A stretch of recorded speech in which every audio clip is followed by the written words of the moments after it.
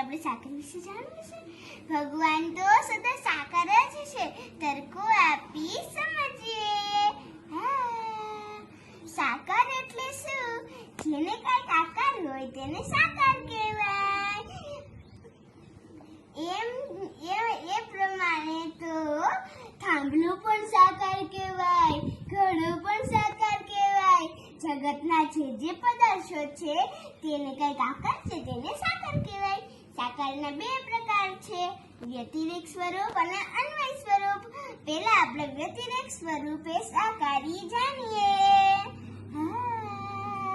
ભગવાનના અક્ષરધામને વિશે ભગવાનનો આકાર છે અને ભગવાનના પાર્ષદ જે મુક્ત તેનો જે આકાર છે તે સત્ય છે, દિવ્ય છે અને અતિશય પ્રકાશયુક્ત છે. ને ભગવાનનો અને તે મુક્તનો જે આકાર છે તે પુરુષ જે વિભુત છે અને સચ્ચિદાનંદ રૂપ છે.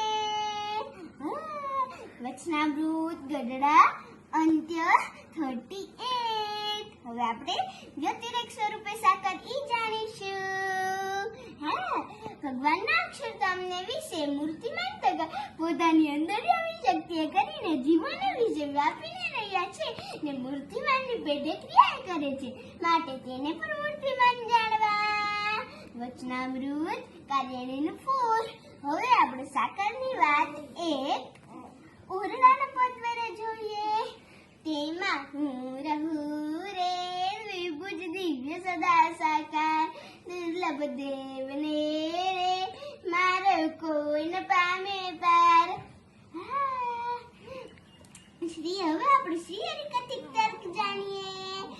સાકાર ન હોય તો કરતા પણ ન સંભવે.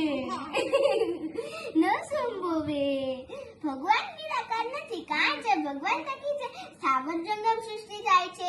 જો ભગવાન નિરાકાર હોય તો ત્યાં સાકાર સૃષ્ટિ કેમ થાય? જેમ આકાશ નિરાકાર છે તો તે થકી જેવા પૃથ્વીને વિશે ઘટા નિરાકાર થાય છે તેવા થતા નથી. ને બ્રહ્માંડ જે સૃષ્ટિ તે સાકાર છે તો તેના કરનારા જે પરમેશ્વર તે પણ સાકાર જ છે. વચનામૃત ગઢડા મધ્ય 10. સાકાર ન માનીએ તો શાસ્ત્રના વચનો ખોટા થઈ જાય. શ્રુતિએ પણ એમ કહ્યું છે જે તે ભગવાન માયા સામુ જોતા હોવા અને જ્યારે જોવે ત્યારે શું ભગવાનને એટલી આંખો જોઈ હાથ પગ પણ હોય, માટે સાકાર રૂપનું પ્રતિપાદન થયું. કોઈ એમ કહેશે જે તે શ્રુતિમાં એમ કહ્યું છે જે તે ભગવાન તો કરચનના દીકરા છે ને સર્વત્ર પૂર્ણ છે. ને શ્રુતિએ તો કરચનના દીકરો નિષેધ કર્યો છે ને તો તે તો માઇક કરચનના દીકરો નિષેધ કર્યો છે. ને ભગવાનનો આકાર છે તે દિવ્ય છે પણ માઇક નથી.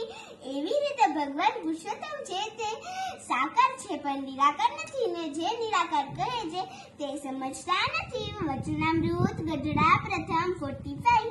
હવે આપણે સાકારની વાત એક પ્રાર્થના દ્વારા જાણીએ.